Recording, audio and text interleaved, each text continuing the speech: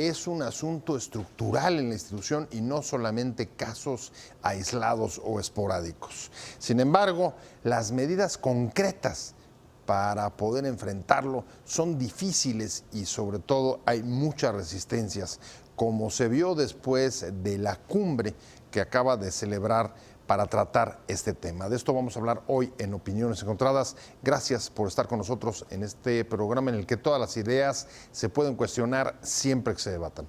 Acompáñenme, vamos a ver unos datos y arrancamos directo aquí en el foro con nuestro programa de hoy.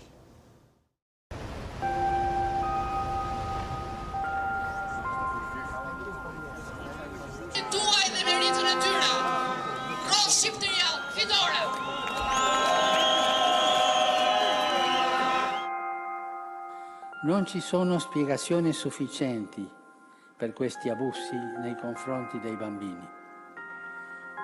Umilmente e coraggiosamente dobbiamo riconoscere che siamo davanti al mistero del male. La cumbre sobre abusos a menores y pederastia que convocó el Papa Francisco ha dado una gran visibilidad a un problema oculto por mucho tiempo y mostró que se trata de un asunto estructural de la Iglesia Católica, no solo de casos aislados o de desviación de conductas particulares.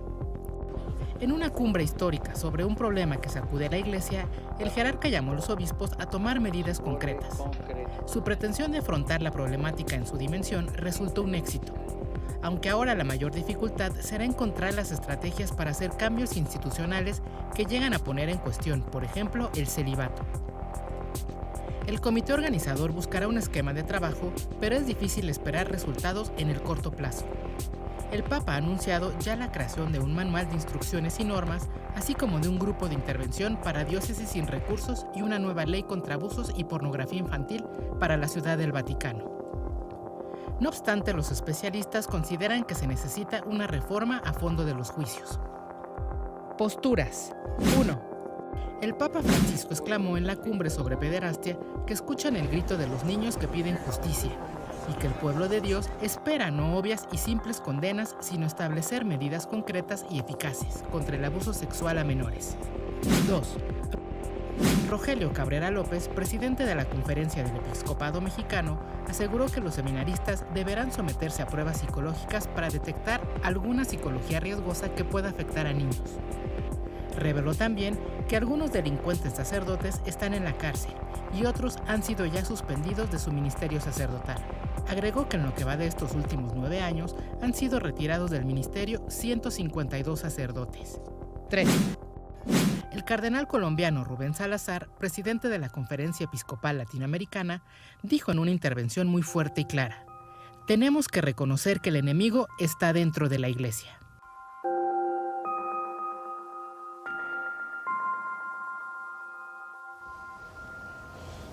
Arrancamos con Opiniones Encontradas. Muchas gracias por estar aquí. Hoy vamos a tratar un tema muy relevante para las religiones, para la Iglesia Católica y por supuesto para esa institución, la reciente cumbre que convocó el Papa Francisco para tratar sobre el tema de los abusos sexuales al interior de la Iglesia.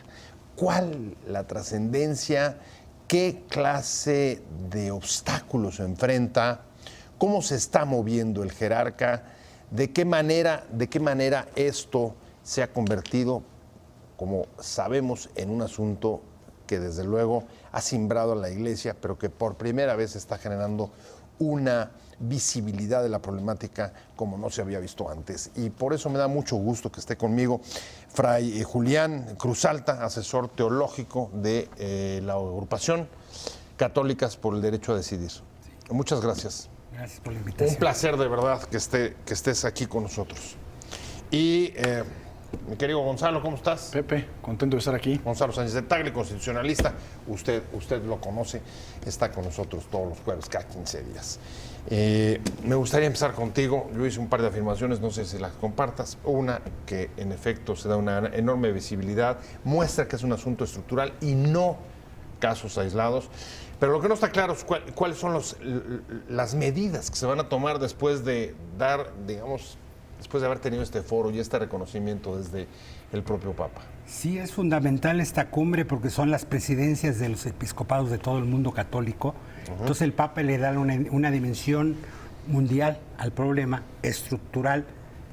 Al final se vuelve a pedir perdón. Ya en esta etapa del asunto no bastan las palabras. Ha sido un Papa que se ha desgastado mucho. Qué bueno que lo ha hecho pedir perdón a las víctimas. Pero ahora tenemos que pasar a los hechos y es donde no acaba de cuadrar los temas. Se va a hacer un vandemecum de qué van a hacer los presidentes de las conferencias episcopales, los obispos, como que no supieran qué hacer los obispos, unos lineamientos. Esto es salida. Se va a hacer unos tests para los seminaristas que no cometan abusos. Creo que con una batería psicológica no basta. Eso es lo que acaba de ofrecer la Conferencia Episcopal Mexicana, ¿no? Sí, pero varias conferencias esto entendieron. Va a ser muy pobre si en esto termina esta cumbre, que creó mucha expectativa, porque es un problema ya de miles de víctimas. Este es el problema. No es un sacerdote enfermo, son miles de sacerdotes, miles de víctimas. Entonces se ve que no es un problema de gente enferma, sino de la estructura de la institución que enferma a la gente. Y ante esto no se ve medidas de esa dimensión. Mi querido Gonzalo, ahí la verdad es que pone Fray Julián Cruz Alta asuntos muy serios sobre, digamos, el día después de la cumbre, después del perdón, después del reconocimiento, después de la visibilidad. Te diría, si tú crees que estas medidas que acaba de anunciar, que fue las que ofreció el Papa Francisco, sean suficientes, o si es un asunto estructural, te diría, hay dos cosas que me llaman la atención. Una, el tema interno, evidentemente, que ha estado bajo cuestionamiento desde hace ya tiempo del celibato, y de manera externa estamos hablando de un delito. Sin duda. ¿No? O sea, no es solamente un problema moral, para decirlo, claramente. Hay algunos puntos que son importantes resaltar. En primer lugar, y es evidente que para que se solucione un problema, el primer paso es reconocer la existencia del mismo problema, y en ese sentido cumple, sobre todo porque la Iglesia pues, ha sido una institución usualmente oscura, tras bambalinas, que se encierra en sus cuatro paredes, y en ese sentido me parece que es positivo. Sin embargo, la cumbre y sobre todo la participación del Papa ha sido criticada por dos cosas. Más o menos la mitad de su intervención radicó en explicar que los actos de pederastia no solo suceden al interior de la Iglesia Católica, sino que es un fenómeno mundial. Entonces, bueno, pues probablemente así lo sea, pero me parece que la forma en la que se aborda el problema, la relevancia que tiene un sacerdote en determinadas comunidades, la jerarquía que puede establecer hacia los niños y hacia los jóvenes, pues lo pone en una situación mucho más delicada y mucho más puntual. Y por otro lado, y entiendo que viene de una institución religiosa el comentario del Papa, pero hizo mucha referencia a que los perpetradores eran herramientas o instrumentos de Satanás. Entonces creo que ahí le faltó sensibilidad social y pública, porque, digamos, para una víctima en realidad es irrelevante si el cura malo actuó influenciado por Satanás. Al final es un delito y es un delincuente y tiene que ir a la cárcel. Y sobre todo, y termino con esta idea, perdón, sí. Pepe, para mí el tema más delicado de parte de la Iglesia, sí, por supuesto, es un delito, pero es el tema del encubrimiento. Porque ahí ya no es el individuo que comete el abuso sexual o la violación a un menor, sino que es parte de la estructura de la Iglesia la que está solapando esta conducta delictiva y que a su vez la convierte también en delincuente, porque el encubrimiento es un delito. Pero yo me pregunto, Fray Julián, si esto lo que nos está reflejando, lo que está señalando Gonzalo, es justo las tensiones fuertes que está viviendo el propio Papa, teniendo, digamos, que mediar entre una demanda social cada vez más aguda porque haya mayor transparencia en la Iglesia, y por otro lado los obispos, que hasta donde yo entiendo, muchos de ellos lo que dicen es, a ver, están diciendo que aquí hay un problema de estructura, pero creemos que hay otros ámbitos donde el problema del abuso sexual es mucho mayor que en la Iglesia. Sí, aquí viene el asunto, como ya se le añalaban, del encubrimiento, que ya no toca solo a los sacerdotes, sino a las autoridades de los obispos, y que encubrir es un delito en todos lados legalmente reconocido. Y entonces los obispos se niegan a reconocer que han encubierto. Es decir, yo no sabía. Un sacerdote que abusa de más de 100 niños, que el obispo lo ha cambiado 20 veces de lugar, y ahora que nos digan que ellos no sabían, que no son responsables. Aquí hay un problema serio, y los obispos son los que no quieren tomar medidas. Ya la Conferencia Española de Obispos dijo que no va a investigar lo pasado. Los obispos mexicanos están haciendo un intento pero también nos decían que no sabían. Antes de la cumbre de la conferencia episcopal, el presidente, el arzobispo de Monterrey, nos informó de más de 100 sacerdotes separados de su ministerio en México por abusos. Bueno, el dato que acaba de dar la conferencia episcopal mexicana, ustedes me corregirán, creo que en los últimos 9 meses, 152 Sí, sacerdotes separados Pero por hasta este tema. hasta hace mes y medio nos decían que no sabían, que no tenían datos, que las víctimas no se acercan, cuando las víctimas están cansadas de buscar a los obispos mexicanos y los obispos. Yo veo un problema serio en los obispos. El Papa quiere atender el asunto, pero la Iglesia en cada país, en cada población, las autoridades son los obispos. Pues hasta hace poco, en efecto, no había datos en este país y las víctimas no aparecían. ¿En qué y cómo se va a traducir esta cumbre convocada por el Papa Francisco para hablar, para dar a conocer el tema grave de los abusos sexuales al interior de la Iglesia Católica? Y se incorpora a la mesa, muchas gracias por estar con nosotros, Ignacio Martínez Pacheco, activista, ex seminarista, y antes de irnos a la pausa ponían tanto Fray Julián como Gonzalo sobre la mesa el tema de las víctimas. Hasta hace, decía Fray Julián, no le habían querido dar un solo dato hasta hace mes y medio. Mes y medio. ¿Y tú cuánto llevas tratando de documentar? Cuéntanos un yo poco llevo documentando. de qué estamos hablando en términos de investigación de casos. Pues yo soy víctima, soy sobreviviente de abuso sexual por parte del padre Juan Manuel Riojas Martínez, alias el Padre Meño, condenado a 15 años nada más de prisión por el delito cometido a Javier Calzada. En mi caso no lo quiso investigar. ¿El mismo la delito? Fiscalía, el mismo delito, sí. ¿La Fiscalía de dónde? De Piedras Negras, de Coahuila, Coahuila. Región Norte 1. Nada más se condena con 15 años por Javier y denunciamos al obispo Alonso también por encubrimiento y él entrega a Meño para él quedar libre. Entonces eso pues es algo más triste. Ya de que metimos a Meño a la cárcel, de ahí fue donde se destapó una cloaca, se puede decir, en todo el estado de Coahuila, porque surgieron más víctimas. El caso Meño llevó a que más casos salieran a la luz de sacerdotes.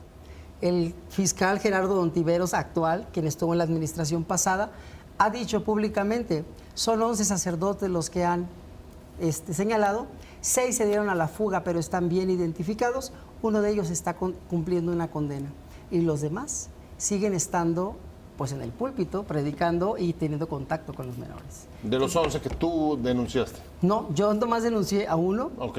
y de ahí víctimas me buscaban para pedirme, pues, darme su testimonio. La Fiscalía siempre quiso todos los testimonios para poder tener amarrado, o no sé cómo le puedan llamar, algo político a Fray Raúl Vera López. Yo jamás le entregué ningún testimonio a la Fiscalía, nada más le confirmé que existe una red de padres pedrastas que ha operado desde los años 90 hasta ahorita, 2019, y existíamos esas 11 víctimas con denuncias puestas. Ellos han tratado de hacer el caso que es más chico cuando el problema es mayor. Surge el libro titulado El Seminarista, es algo breve, pero habla de cómo operaba Juan Manuel Riojas Martínez dentro del seminario para abusar de nosotros. De ahí salen más víctimas que lo leen y se identifican y ellos dicen, los personajes que tú has mencionado siguen estando. Ahora, a la luz de lo que estás diciendo, lo que está diciendo Ignacio, ¿cómo valorar, digamos, estos anuncios de los últimos días de la Conferencia Episcopal Mexicana? Una, diciendo, sí, le vamos a entrar al tema de las pruebas psicológicas, y dos, hay 152 en los últimos 9 meses, o sea, la cifra ya es pública. ¿Cómo lo valoras? ¿Se está moviendo, no se está moviendo? ¿Es reactiva? Bueno, desde luego reactiva, pero ¿qué tanto? Es una reacción tardía y me parece equivocada. Quererse dar todo en estas pruebas en los seminarios. O sea, ahí están las víctimas. Es decir, la gente, porque la mirada es la gente viene de una sociedad enferma, que no tiene valores, luego entonces los seminaristas ya vienen mal con estas pruebas. O sea, vienen contaminados. Vienen contaminados, vamos a desechar a quien no debe quedarse. Esa es la teoría de la que parten, que me parece equivocada. Ajá. Porque la gente sí tiene valores, tiene principios, los seminaristas vienen ilusionados a la institución. Más bien, la institución es la que tiene problemas. La gente en su proceso, algo sucede en la institución que se enferma. Las enferma la institución. ¿Qué es lo que podría estar sucediendo en términos, digamos, estructurales? Problema de poder, problema de celibato, problema de misoginia. Cuando una institución no tiene equilibrio del valor a las mujeres no son nada en la institución. Obviamente hay un machismo fuertísimo, exacerbado en la institución que enferma. El celibato no lo arregla todo quitando el celibato, pero es parte de un celibato forzoso. Es decir, sacerdocio y celibato no van junto con pegado, son dos cosas diferentes. Castidad, voto de castidad y vida religiosa sí es junto con pegado, es otro asunto, pero sí lo tengo claro, tampoco el mal es el celibato solo, pero es parte de un problema mayor. Una batería de test no va a solucionar el asunto, no están yendo a las causas estructurales, que es esta amalgama de poder. Abusar de un menor, un sacerdote, de un seminarista, es un asunto de poder, obviamente. El placer está en el poder. De superioridad, así es. Pero parten que los seminaristas están enfermos porque vienen de una sociedad enferma. Entonces voy a hacer esta batería de test para separar las manzanas podridas de las buenas. Es mala la hipótesis de la que parten.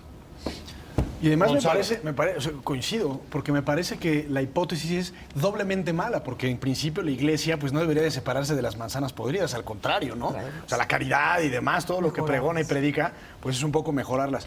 Y yo sí creo, quizás matizaría, pero el tema del celibato que está desde el siglo XII, porque no es un dogma de fe, es un reglamento en realidad, ustedes me corregirán, pues es una decisión más bien de tipo administrativo, le llamaría yo, de la Iglesia Católica, que tiene que ver en principio con el patrimonio de quienes en algún momento eran religiosos, digamos, las herencias, etcétera. Y ahora se ha vuelto, digamos, no un dogma de fe, sino como una especie de manda, ¿no? Y sí creo que, por un lado, las manzanas podridas como método está equivocado, pero sí, en una discusión como estas, sería importante desde el punto de vista de la Iglesia Católica como estructura internacional, pues entrarle al tema del celibato de frente y con responsabilidad y formalidad, porque la imposición, creo que ahí es donde puede venir parte de la distorsión de estas personas. Ahora, ya dijeron, digamos, 3 elementos que están sobre la mesa que pueden estar afectando la parte estructural. Me gustaría abundar sobre otro, que es el asunto del tratamiento legal o no, o administrativo, que se le está dando en muchos países a los casos que se conocen, investigaciones que acaban derivando en asuntos administrativos o de, digamos, simplemente la separación del sacerdote de su oficio, de la capacidad de ejercer su ministerio. Pues yo veo que lo que hizo el Papa acá en la cumbre pues es completamente canónico y nada más. Yo creo que lo civil es algo independiente de lo que él hizo. O sea, él hizo su parte, ya hasta ahí llegó, pero el civil pues tienes que actuar conforme es. Acá en Coahuila nos topamos con la declaración del obispo Raúl, que él dice, es que antes no tenía yo el camino listo para ver qué hacía, pero ahorita ya el Papa dijo que para afuera, o sea, no es para afuera. Es un crimen, no es un pecado. Y ellos lo están llevando a hacer así. Ellos lo quieren cambiar, lo quieren transformar, y eso es algo completamente erróneo. Ese es un pecado, aunque sea el joven de 13, de 14 años. A ver, pero el asunto es que además de ser un pecado es un delito. Es un delito. Y ese es el tema. Sí, pero ellos dicen que crimen o no, es un pecado. O sea, quieren aliviarlo con la reconciliación, con el perdón. Es lo que te meten. A nosotros, en el seminario, Meño, Juan Manuel Riojas Martínez, era el único que nos confesaba y nos decía, con nadie más se deben de confesar porque yo soy su padre espiritual. Cuando a mí me confesaba, me preguntaba que cómo me satisfacía sexualmente yo en el seminario y qué hacía cuando yo miraba a mis compañeros desnudos. Es cuando él me lleva a abusar porque me saca a caminar. Yo decía, me saca a caminar porque en la noche no hace tanto calor, porque a todos los sacaba. Cuando a mí me toca el abuso sexual, comprendí que todos los que sacaba en la noche era para hacer eso. Somos 36 víctimas de Juan Manuel Riojas Martínez. 2 nos hemos animado a hacerlo público. Está condenado nada más por una sola víctima y mis denuncias pues siguieron bailando.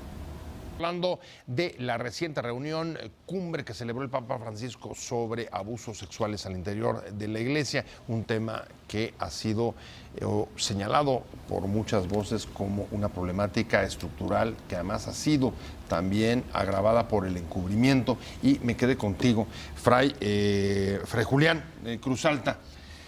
Una de las reacciones, lo decía Ignacio hace un momento, de los obispos, parece que ahí es donde están las principales resistencias, ha sido minimizar el problema, tratar de rebajarlo, dejarlo como un asunto, digamos, individual, de casos, y sobre todo de conciencia. Claro, y las víctimas, enemigos de la iglesia, quieren desprestigiar, quieren sacar economía. Estamos frustrados. Todo está, o sea, revictimizar a las víctimas. Los obispos se han dedicado a revictimizar. Roma ya se va en otra actitud, pero Roma, cuando hace años se trató de llevar a Benedicto XVI a la Corte Penal como jefe de Estado del Vaticano porque respondiera por todo esto, decir, delitos de lesa humanidad, obviamente los abogados del Vaticano pues no podían llevar a un jefe de Estado tan lo pronto y desechó la petición la Corte Penal de llevarlo, pero a este nivel está Roma, ya está tomando un giro. Un giro porque tiene esto que se le puede ir el Papa a la Corte Penal si no toma. Está la Convención de los Derechos del Niño. El Vaticano nunca firma documentos como Estados de Derechos Humanos. Firmó esta convención y el Comité de los Derechos del Niño, que tenía una católica ecuatoriana como presidenta del comité que evalúa, Sara Oviedo, que viene de las comunidades de base, no es enemiga de la iglesia, yo la conozco, es mi amiga, es una ferviente católica, no es religiosa, es abogada, es la que interroga por primera vez al embajador del Vaticano en Naciones Unidas, lo enjuicia por primera vez en la historia porque no ha cumplido el Vaticano con los derechos de los niños que firmó la convención y le dan un plazo. En 2 años el embajador de las Naciones Unidas del Vaticano tiene que ir a Ginebra a ver si cumplieron. Por eso Roma se está moviendo, porque tienen la espada encima de Naciones Unidas. Hay una presión internacional que hace fuerte sobre la Iglesia Católica que no, digamos, está siendo sujeta a convenios y a acuerdos internacionales. Esto que vemos no es por buena voluntad solo del Papa. Tiene está que en 2 años tiene la revisión del Comité de Derechos de Niños de Naciones Unidas. Le dieron muchas recomendaciones por lo que no ha hecho y no puede llegar igualito que no hizo nada. Pero los obispos que no tienen que enfrentar a Naciones Unidas no quieren entender esta parte diplomática que el Vaticano es iglesia, pero es Estado. Y como Estado tiene responsabilidades. Como cualquier Estado. Y es miembro del comité. Digo, no lo sientan otros comités porque no ha firmado todas las convenciones. Han de estar arrepentidos de haber firmado, porque pensaron derechos del niño, pues no implica nada. Y ahí entonces decir, para desmontar esto hay temas. Tiene que haber una reunión mundial de la Iglesia para tratar lo del celibato, lo de las mujeres. O sea, la participación de las mujeres en la Iglesia. Como parte importantísima. Son mayoría mujeres en esta Iglesia. ¿Qué hace la Iglesia Católica sin las mujeres? Y las mujeres, aún las religiosas, son sujetos de segunda, son sirvientas de los obispos. Eso no puede continuar. O sea, esos temas no le quieren entrar, que esto desmontaría en serio este problema de enfermedad estructural, por eso yo digo. Y hasta objeto sexual también las toman a las religiosas. Tenemos casos de investigaciones que hayan tratado de llevarse a otro ámbito. Sí. O sea, tú vienes de lo local, tú traes casos de Coahuila, de Piedras Negras. ¿Conoces casos que hayan tratado de ser elevados? Sí, mira, el norte se ha ligado también con el caso de Ricardo Raigosa, de los jesuitas de Chihuahua. Quien lo comparte fue Alberto Atía y me dice, oye, Nacho, ayúdame también a ver qué investigas de esto. Y es un enlace que se hace de todo el norte de lo que es la trata de estos señores, quienes muchos de ellos han sido ya sacados ahorita de ahí y están, por ejemplo, en Texas, donde están en una iglesia anglicana y siguen divirtiendo en eso.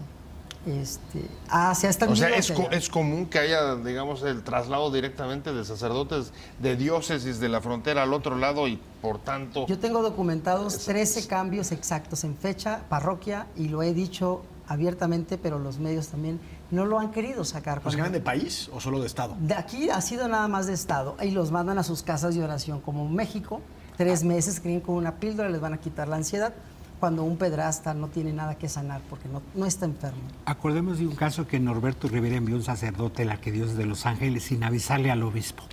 Que este sacerdote después en Los Ángeles abusó de 103 niños que ya había abusado en Tlaxcala, en Tlaxcala, sí. Norberto había sido obispo en Tlaxcala antes de no en Puebla, en Tehuacán. Tehuacán, antes de haber sido arzobispo de la Ciudad de México. Este caso de este sacerdote ya lo traía y como arzobispo lo envía a la arquidiócesis de Los Ángeles. O sea, sí envían.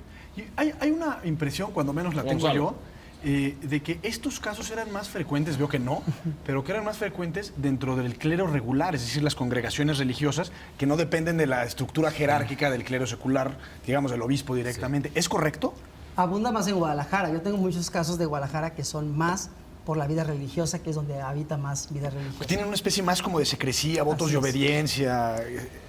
Pero Pues- hay muchos casos en Oaxaca, por ejemplo, en muchas diócesis con clero secular también, con obispos. Ok. Que los obispos se han callado. Pues es igual, es indiferente en realidad. Es indiferente. Los superiores religiosos y los obispos se han comportado igual. Ahora, hay un tema que es central, lo tocaba Fray Julián, y es si el Estado, y lo decías cuando hablabas de los compromisos firmados por el Vaticano y compromisos internacionales, si el Estado, en este caso el mexicano, puede mantenerse, digamos, al margen o distante de lo que ahí suceda o no. Pues acá en Coahuila no nomás está al margen el Estado, está protegiendo y cubriendo a estos depredadores sexuales que los hemos sacado a la luz y yo los he revelado.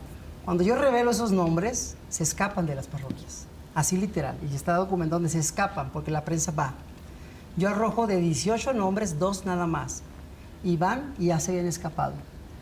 Ellos dicen que están bien identificados, pero ¿cómo están bien identificados? ¿Deben de ser tratados? Pues igual como cualquier persona. Y no lo han hecho. Ahora, traes tú los casos estos, los 11 casos los trajiste ya a la Fiscalía. Yo traje aquí, por ejemplo, al área federal desde hace 4 meses que los presentamos. Presenté primero mi caso, que era el principal, sanarme yo para poder ayudar. Y hoy, día 28, fue llevada la segunda sesión de la Junta de Gobierno a la que fui invitado. De la Junta de Gobierno del Mecanismo Del de Protección Mecanismo de de Periodistas Protección. y Defensores de Derechos Humanos. Así es, pero ya vine con un equipo de 4 analistas federales con quienes he viajado a los diferentes estados a ver a las víctimas y quienes me dieron el valor de decir, es cierto, existe esto. Presenté un total y hablé ahí diciéndolo, 226 víctimas del área del norte. Y ellos, pues, aquí está el análisis de riesgo, o sea, ahí están los testimonios.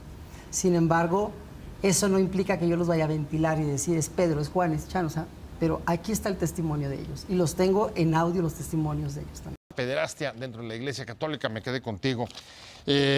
Fray Julián Cruzalta, el tema difícil, lo planteé antes de irnos, qué difícil para Roma, para el Papa, porque querer, por ejemplo, convertir en obligatorio la obligatoriedad de que la justicia civil entre cuando hay esta clase de cosas, pues es muy difícil con tantos países con circunstancias Claro. tan diversas y la resistencia de los obispos. Tiene una resistencia muy fuerte al interior de la iglesia, muy fuerte, una iglesia muy conservadora. La gente quiere mucho al Papa fuera de la iglesia, pero la gente católica en general es muy conservadora en el mundo. Entonces es un Papa muy difícil al interior, no muy querido por su propia grey, muy querido por la gente que ya no es católica, que trabaja de derechos humanos, pero la gente católica todavía el tema de derechos humanos no es fuerte, no es importante. Y mismo O sea, piensa que está afectando Que a la... afecta tanto, o sea, que que eso- hacer esta clase, digamos, de visibilizar problemas es como ceder este... ante ok. lo externo. Y la idea es una iglesia triunfante, una iglesia poderosa, que ya no existe, pero en la mente de estas gentes sí. Entonces, hubo la cumbre y en mismo Roma hubo una anticumbre. Víctimas y organismos hicieron una anticumbre esos días en Roma de víctimas. De México se hizo un foro en Monterrey previo. Hay una organización que se llama Spes Viva, a la que tanto Ignacio como yo ahí participamos en ese foro de Monterrey. Hicimos como una cumbre en México previa ya. Y varias gente de esta de Spes Viva estuvieron en el antiforo dando la batalla. De Monterrey, Cristina Sada, es muy importante, una empresaria de Monterrey, laica, católica, participó en Roma, dando la voz, dando conferencias de prensa. Atié, Bernardo Barranco, estuvieron en Roma en el antiforo participando. Entonces, sí, el Papa tiene este juego interno y externo. Roma tiene lo de la Convención del Niño al Comité, la cosa internacional, tiene el asunto de los obispos que no quieren y tiene lo de los estados. Roma habla como estado los sacerdotes que viven en el Estado Vaticano y tienen pasaporte del Estado Vaticano. La mayoría de los sacerdotes católicos, pues no, ahí es problema de sus estados que no quieren. O sea, no solo es el Estado Vaticano. El Estado de cada país. De cada país, el Estado mexicano que ha protegido a estos depredadores, y vamos a Ecuador lo mismo, y vamos a Bolivia lo mismo, y vamos a Argentina lo mismo. Entonces, no, la solución no solo está jurídica en Roma, en nuestros propios estados, que tenemos que presionar para que las víctimas tengan justicia en cada estado. A ver, solución jurídica en cada país, pero te preguntaría, ¿crees que tenga un impacto esta visibilización de la problemática por parte de Roma en términos, si tú quieres, canónicos, políticos, de visibilidad mediática, sobre lograr una mayor apertura dentro de cada país o no? ¿O eso crees que se va a diluir? Ya se está diluyendo, yo considero. Eso pues quedó en pura palabrería también. Yo creo que es no. A mí me dañó más que dijeran, vamos a hacer protocolos. Esto no es borrón y cuenta nueva. Esto es el protocolo y tráete las víctimas para que se haga justicia. Ellos creen que vamos a perdonar. Sí perdonamos, pero queremos justicia. Es muy importante que a la víctima la reconozcan como víctima y que le den la voz. Y eso es lo que ellos no han hecho. A ver, pero están reconociendo, digamos, que el problema está dentro de la iglesia. Tiene que ser personal, tiene que ser personal y directo, porque la agresión y el abuso fue de forma individual y no fue grupal. Eso yo se lo pedí a Alonso, él se compromete y yo voy a la misa y nunca me lo cumplió. Entonces, tiene que ser personal y tiene que ser directo a quien fue el daño. No... A pesar de que, también lo dijo con toda claridad, escuchemos el grito de los niños por la justicia. Claro. Gemir el llanto y el dolor de los Pero niños que en lloran. esta cumbre no quiso recibir a las víctimas. De toda esta anticumbre pidieron un diálogo con la cumbre y ser escuchados. Recibieron a 6 y no los recibió el Papa. De hecho, el cardenal de Monterrey, yo le entregué también todas mis denuncias 3 días antes. Ahorita no me ha querido recibir y no ha hecho nada. Yo le puedo decir a él que es un farsante, igual que lo que hace el Papa. Ya me voy, tenemos que dejar ahí el tema. Disculpa, mi querido Gonzalo Sánchez de Tagle, muchas gracias, perdóname, pero el tiempo nos comió. Ignacio Martínez Pacheco, activista, ex seminarista, muchas gracias por haber venido. Fray Julián Cruz Alta, asesor teológico de Católicas por el Derecho a Decidir, gracias.